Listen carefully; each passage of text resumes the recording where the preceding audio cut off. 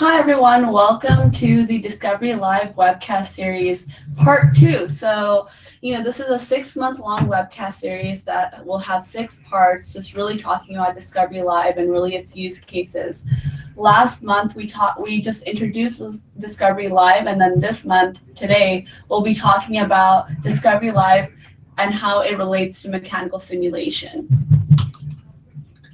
So, just a little bit of a background. So I'm here with KETIV Technologies. My name is Sikandeep Basanti. And why we really are doing this webcast series for you is because our entire purpose is to empower today's innovators and manufacturers for a better tomorrow. What that really entails is us being able to partner with ANSYS so that we can provide you with a #1 simulation expert in the world, and with their tools you can design your concepts faster at a much lower cost. And that's really where Discovery Live fits in all of this. And so we hope that throughout this entire webcast you ask questions. We'll be answering them along the way as well as at the end. And if you have any questions even after this webcast, we are always open to answering anything that you have. So just shoot us a message and we'll be helping you out, because what we're really here for is to help you get the knowledge you need so that you can innovate in your workplaces at a much faster and efficient rate. So I'm going to pass it off to Eric, who will be doing the rest of the presentation and really talking about Discovery Live in terms of mechanical simulation. So just hold on and bear with me for 1 second. I'll be passing it off right now.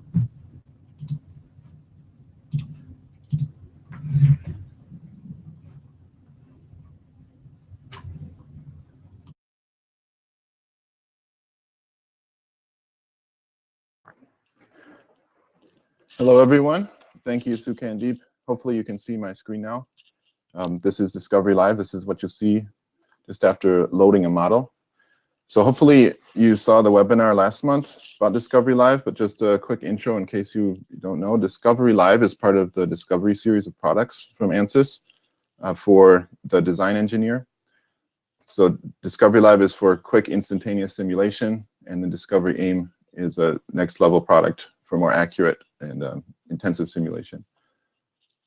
So this is just what you see, just a quick overview of the user interface.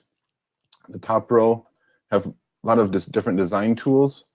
These tools are what comes with SpaceClaim, which is ANSYS geometry editor, direct modeler. Now, if you're going to be doing a lot of geometry manipulation, you can stick this toolbar to keep it visible. But today we're going to focus on simulation. We won't be using that much. The most commonly used tools here are placed in the upper left corner. So sketching tools used for creating new geometry and also modifying. And then the edit tools are used very often. So I'll just give a quick overview of these edit tools.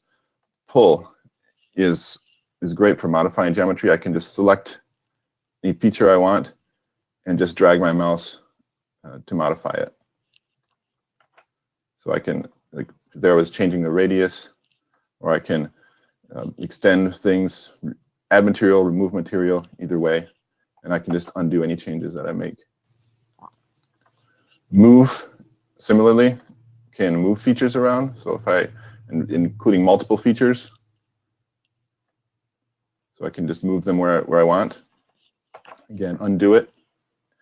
Fill, we use to fill in different features. So for example, if I'm doing model prep for another simulation, I might want to remove these types of small features that don't really affect the structure but could slow down meshing in solution.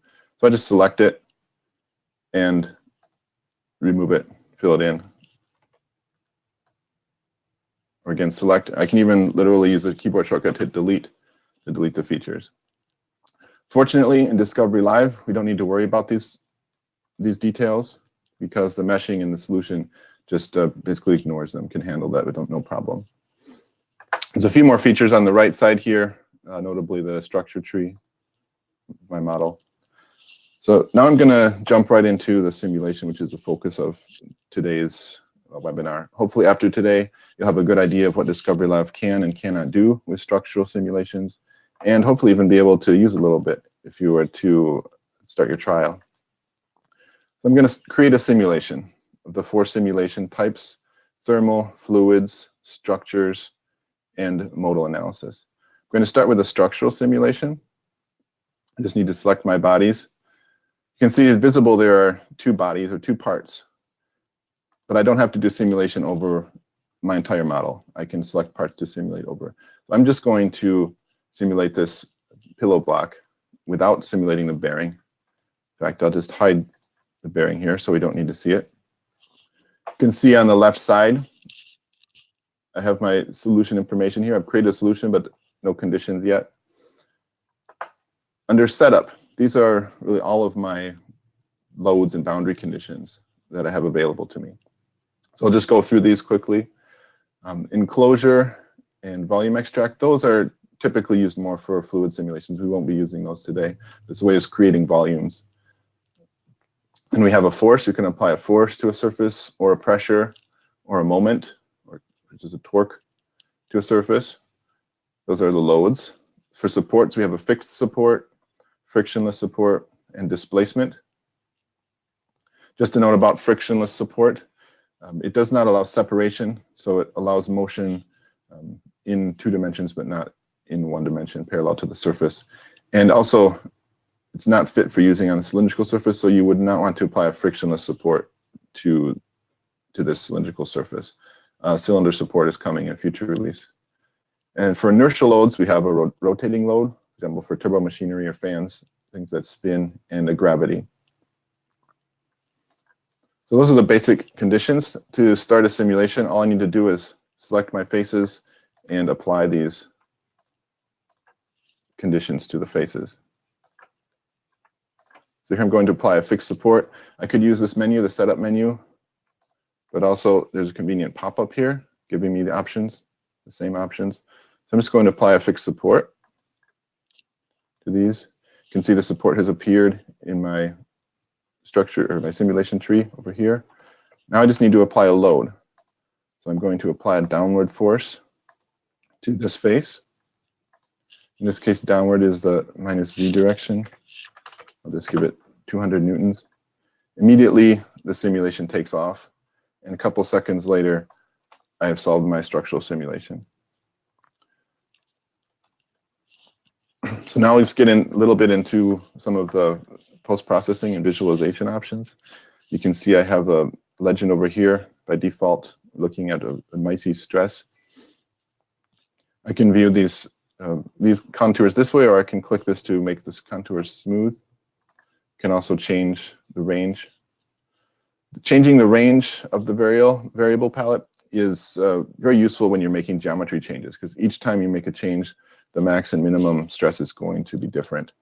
And when you manually modify it, this range will be fixed at a certain value, so you get a better idea of whether your adjustments are increasing or decreasing the stress. Now this bar in the bottom here, this is most of my post-processing options. Also some solver options. So very first and very important to see this speed and fidelity slider. This controls sort of the resolution or the accuracy of the simulation. Obviously, there's a trade-off between accuracy or fidelity and speed. As I turn it quite high up, you can see the simulation restarts. When this sort of pause button is flashing, that means the simulation is running. Once the flashing stops, it means the simulation has finished. So you can see even in a high fidelity setting, it still only takes a few seconds. I can also turn it all the way to the bottom to very fastest. It's already finished. But we can see that at some point, this might be too low for my needs. And this needs depends on your own requirements for accuracy, but also on the model you're using. The more detailed features of your model, the more higher fidelity setting you're going to need. You can see here that the model doesn't match up, so the simulation doesn't match up too well with the original model. There's a few places it's off. Not too bad, but if I had thinner features here, I would notice a bigger difference. And that's when you definitely want to turn the fidelity up a little bit higher. Now, one more note about this fidelity slider is that this maximum fidelity is going to depend on your graphics card. So the more graphics memory you have, the higher the fidelity will be. Either way, it will look the same. This bar will look the same, but in actuality, you'll get a higher fidelity simulation with higher graphics memory. This button simply restarts the simulation. The third button here to show results just shows whether you're showing the results or not. This is nice to turn it off if you want to do some geometry editing. It's easier to see the original geometry if it's not colored by the results. This will create a plane, a clip plane, to see the inside of the model. This plane can be moved around or even rotated to see whatever clip face you want. Now, there's other options in the results display. First of all, you can choose different results to display. Many different types of stress can be displayed, as well as reaction force, reaction resultant, and also the deformation.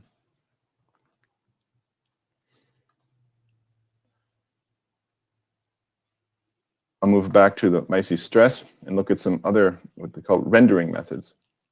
First of all, I can show the minimum and maximum. It's useful to identify the location of maximum stress.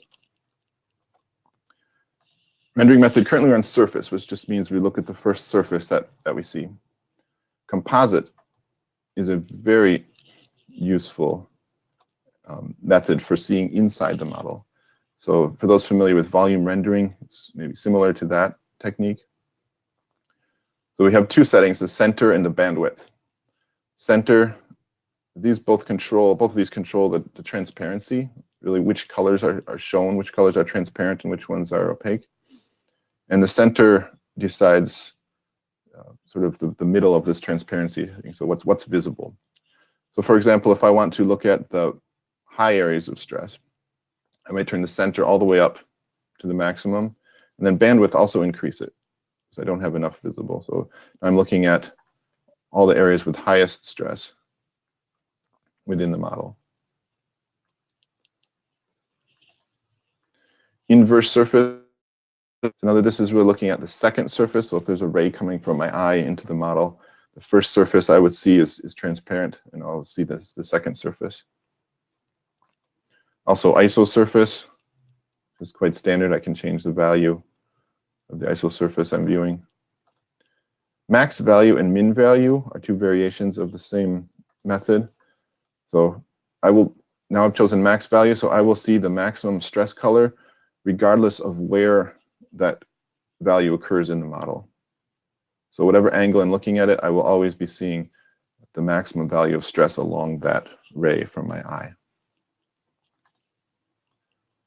I'll switch back to surface view and now use the last method, which is the deformation. So in this way, the coloring will change to deformation, and then I'll see an animation of how the deformation occurs. Now, obviously this, since I'm using metal, this is exaggerated, and I can change the scale of this deformation and also the speed of the animation. If I want to see the true deformation, I click on that, and obviously it's too small to see here. You can also have the colors change with the animation.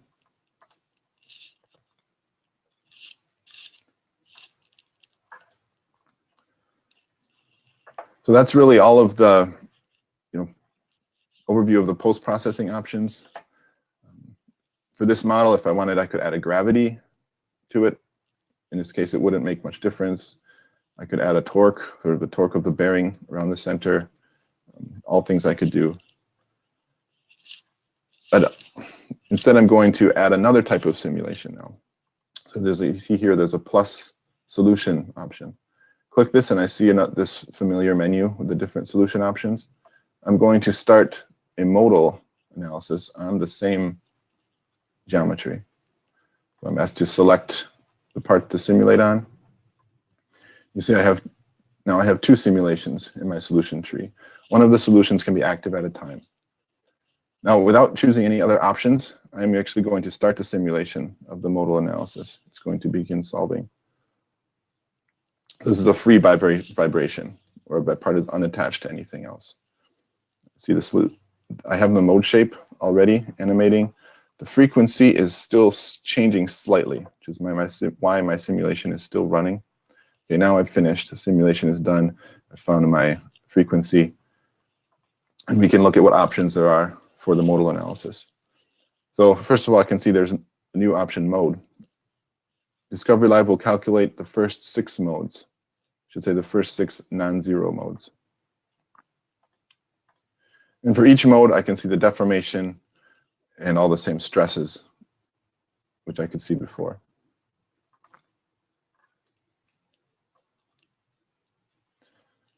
I can also add fixed supports.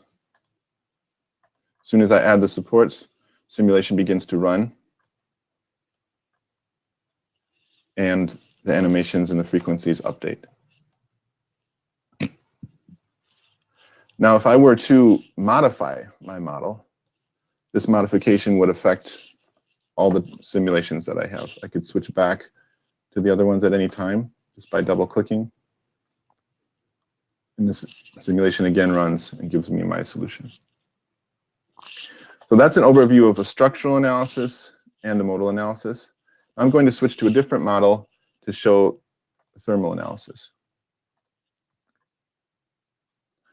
So with this model, I have a simple mock-up of a heat sink inside of a sort of an enclosure. First, hide the enclosure so we can see the model. So I have some kind of heat source at the bottom, like a microchip, and then a base and some fins. So again, I start by creating a solution. Thermal model, I'll use aluminum as my material this time. Select the bodies. I want to select all 3 bodies.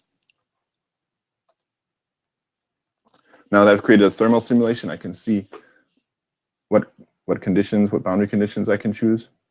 So I have a temperature boundary condition, temperature on a face, heat flow, heat flux, insulating face, which just prevents any thermal transfer at that face, and a convection. You'll notice absent is a radiation condition. So I'm just going to add a heat flow, 75 watts to this face. Already my solution is finished. There's some defaults chosen here which can be changed, the ambient temperature and the convection in the air. Now I'm going to play around a little bit more with this model. Before I do that, I want to get more quantitative information. So you can see an option here to create charts. I'm going to create one chart of the maximum temperature in this volume. I'm going to create another chart of the total volume of material. Sort of keep an eye on the trade-off between material used and the temperature. So when I look at this, I can see areas of high temperature. Obviously, I can make changes to it. So this is where the pull tool becomes really useful. I can just extend the lengths of these fins and immediately see the change in the temperature and the increase in material. So you can see in the y-axis, we have temperature, degrees Celsius, and volume of material. On the x-axis is called design point. So this is every time I make any change to the model, including a change to the simulation conditions or the boundary conditions or to the geometry, then I will update with a new design point and we'll see what effect that has on whatever variables I'm tracking. Besides temperature, I've noticed, besides temperature, you can also view the heat flux. Now, if you noticed, there are new post-processing options here that were not available for the structural or modal simulations. These come alive when I've chosen heat flux because it's kind of a measure of flow. These 3 options here, the streamlines, the particles, and direction field, I'll deal with vector fields, and they're more commonly used for fluids. So you'll look a lot more at these post-processing options in the next webinar next month. But just to take a quick look now, you can see the streamlines. So we'll move this more to the source of the heat. Move the source of the streamlines, expand this circle a bit. Maybe move it down. And so the streamlines sort of give us the the direction the heat is flowing through the model. These can be animated, change the length of the lines, several options there. Similarly, these little particles, they're not physical particles, it's just a visualization technique. And min gate, max gate just shows the range of the heat flux which is visible. So there's too many of these dark blue spheres. I want to get rid of those so we can more clearly see the important flow. The animation is too quick, change the step size. Spheres are too large, decrease them to see better. It's just another way of visualizing the direction of the heat flow. And the third way is just this simple plane, which is both color, the contours, and lines to represent the direction of the flow on that plane. So there's some new options, not available if we're viewing temperature.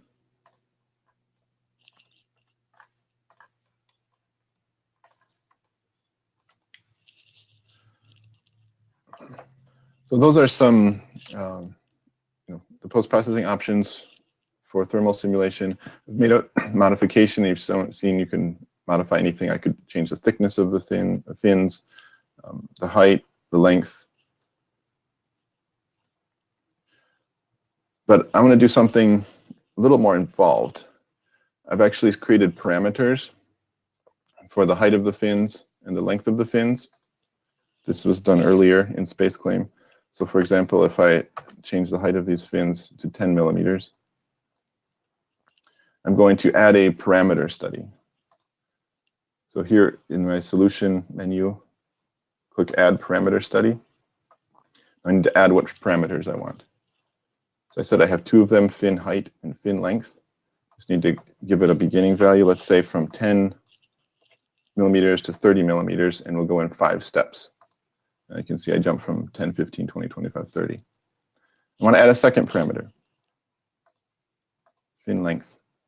We'll go from 100 to, let's say, this time 200. Get in 5 steps.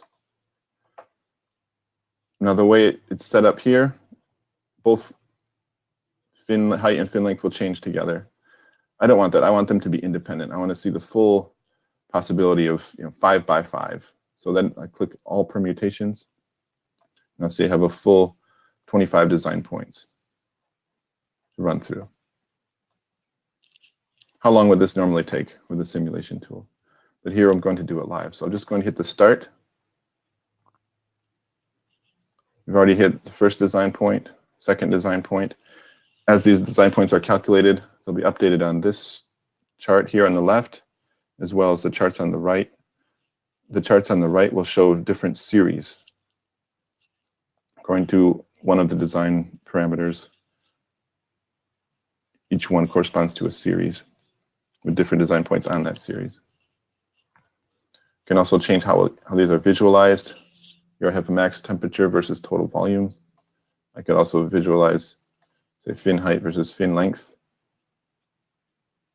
color by my max temperature.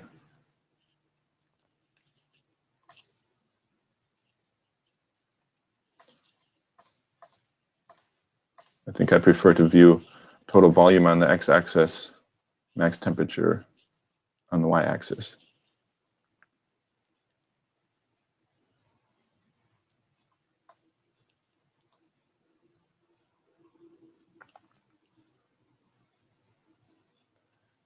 So it's finished. I've just run 25 design points.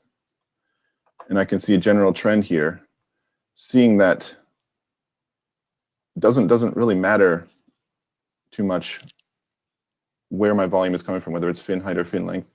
It's a pretty direct relationship between the temperature and the volume of material used. But some may be slightly better than others, so I can choose one that looks a bit better.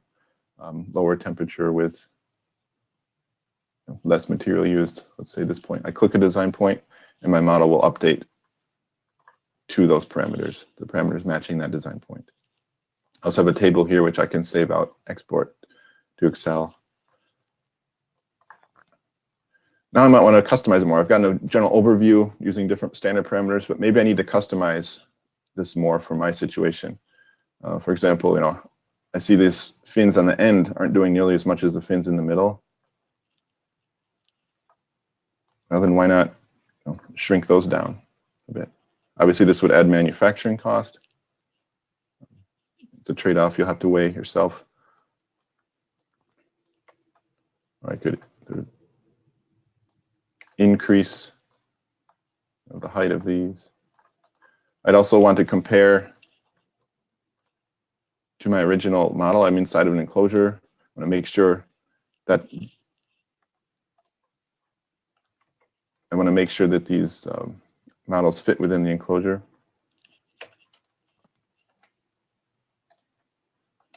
You can see that the fins, some of them are bumping into my enclosure, which is, of course, can't have that. It's very easy to adjust them here. This is just the type of exploration and customization that's available in Discovery Live. I'm now going to quickly switch to another example here. This is actually in Discovery AIM. I'll show you an animation here. This is a simulation that could not be done like this with Discovery Live. Discovery AIM is capable of doing it because we have the frictional contacts. Where in Discovery Live, we only have bonded contacts. We have this is a static structural simulation because conditions are not changing. Yet in Discovery Live or Discovery AIM, we can use what's called pseudo time to do a simulation like this. If needed, there's also some nonlinear materials, large deflections, and nonlinear geometry. But this example, Discovery Live and Discovery AIM can actually work very well together. Because I could actually set up the same, not the same, this very similar simulation here in Discovery Live. Just going to give a fixed support to one end, and I'm going to hide this. I'm going to apply displacements to the two clips on the end, on the sides.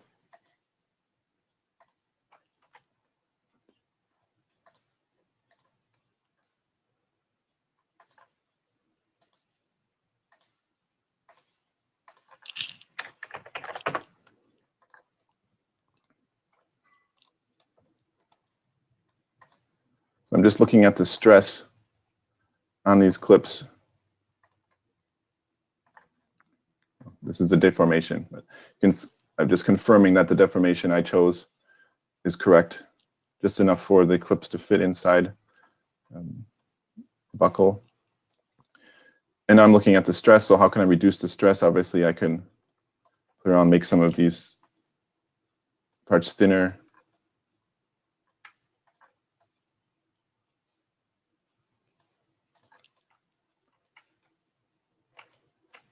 Watch my maximum stress go down. So in this way, I can get close to the simulation Discovery AIM. I can really focus on the important part, which is how difficult it is to push these two prongs together, what stress it causes. And then when I've modified my model this way, I can send it back into AIM. It's actually very easy to do that through the workbench. I can send it directly to AIM. Or I can just load the model in AIM anytime and set up the simulation that way. So it's a suite of tools that work very well together. So that concludes my live demonstration here of Discovery Live. Just want to show a quick slide to explain a little more about the suite of ANSYS mechanical tools, or tools for mechanical simulation. This is just an overview. Before I even start, I want to say this is not something you should use to decide for yourself what level you need. You really should talk to us about your simulation needs. We'll help you find what's most appropriate for you. But just to give you an idea of the spectrum of we offer for mechanical simulation. So Discovery Live I've talked about today. Discovery AIM, also mentioned. This is in the Discovery series of tools for designers, design engineers. Then the more traditional and professional simulation tools is mechanical. Part of the workbench environment, we have 3 levels: Mechanical Pro, Mechanical Premium, and Mechanical Enterprise. The Discovery Live we've covered today, we're limited to linear materials, linear geometry, bonded contacts, very limited mesh control with the fidelity slider, but it also includes some fluid simulation, and it's, of course, instant simulation, embedded geometry editing, which are the real strengths of Discovery Live. Discovery AIM takes it a bit further. We have some nonlinear materials, but also nonlinear geometry in large deformations and full contacts, including all nonlinear contacts. More meshing options, also other features, topological optimization, fatigue. For thermal, you add radiation. And then we move up, just adding more and more details, more and more features. This is just, again, this is nowhere near a full list of differences between the products. Mechanical Pro, we add more types of supports and loads, full meshing controls. We have radiation, including surface to surface, and everything that comes with the workbench environment, which is a lot. Mechanical Premium, primarily we add more nonlinear materials and also linear dynamics, anything beyond basic modal analysis, rigid body, transient analysis, and also basic layered composites. Mechanical Enterprise, you get the full package, everything, every material model there is, rate-dependent plasticity and creep, all types of transient dynamics, very advanced composite modeling, fracture mechanics, hydrodynamics. I mean, the list goes on and on. It's nowhere near complete.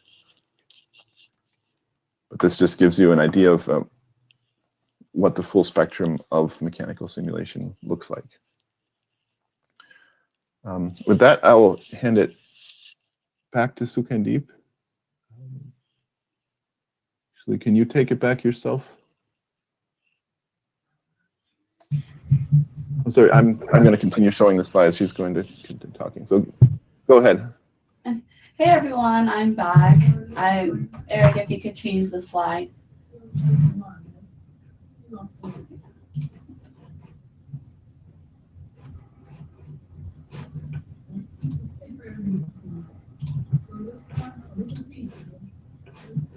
Hey Eric, if you could just go on and change the slide. Thank you. Yeah, sorry about that, guys. Yeah, so I'm back. I hope you guys liked the presentation that Eric put on for mechanical simulation. So like I said before, this is a 6-part webcast series. So next month we'll be coming back and talking about Discovery Live in terms of fluid simulation. So if you are looking to learn more after this series or after today's webcast and you don't want to wait a month and you just kind of want to talk about it, just feel free to contact us. This is our number, 866-465-3848, or just go to our website. Or if you want, you can just kind of contact us later, and if you would like a free trial, we can also provide that for you as well. So just be sure to ask any questions now. We'll be going over the questions that were asked during this webcast as well. And again, just, if you have questions that you think of later, just feel free to ask us. Yeah, so Eric, if you want to go into the questions. Sure, thank you. Yeah, so a little more information about what's coming next week, or next month, sorry. So it's fluid simulation, but it should be somewhat similar to this. Going to give an overview of everything that you can do with fluid simulation. And I won't be giving it next month, but it will be with another expert on Discovery Live. It should be great. And I'm looking for more questions here. Okay, so what is the solver technology, the meshing technology? So, we don't tend to get into this too much. It is, I can't give too much detail on that, but there is a mesh. It's not meshless technology, but it's just the mesh is hidden. It's not exposed. We don't want customers worrying about that. If you really care about the mesh that much, you should probably be using some of our higher end products. The solver, the main thing that's special about the solver is that it runs extremely fast on GPUs, massively parallel architecture. So Discovery Live, we don't provide as much information about the solver and the exact techniques we use for it, because it's not intended to be cited in a research paper, that type of thing. It's not what Discovery Live is for. It's to give you the the very fast directional accuracy, the information you need to make design changes. It's not meant to be sort of your justification for why this is exactly the why your design is exactly the way it is. That's what the other tools, Discovery AIM and the mechanical tools, will do very well. So, okay, can I use Discovery Live to post-process other results from other solvers? Okay, so you've had this question before. The post-processing looks so nice, especially I think the composite view and some of the animations, that some people have wanted to take their results from other solvers and they use Discovery Live as their post-processor. And no, you cannot do that. In fact, when you save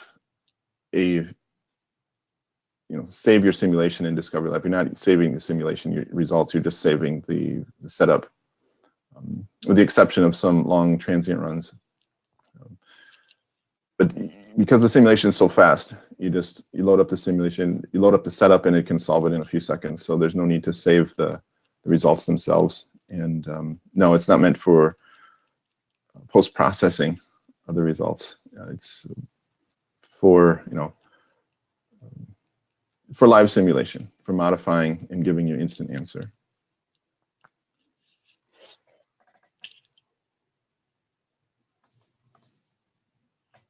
Okay, so I'm not seeing any more questions today. If there are any more, of course, feel free to contact us later, and we'll definitely get back to you with those.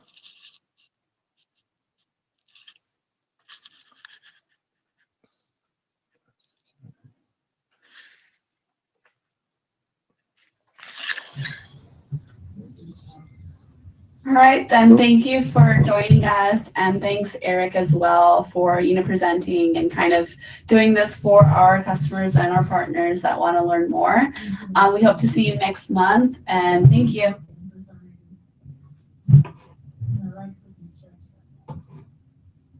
One time I get to stretch. I hope it works, right?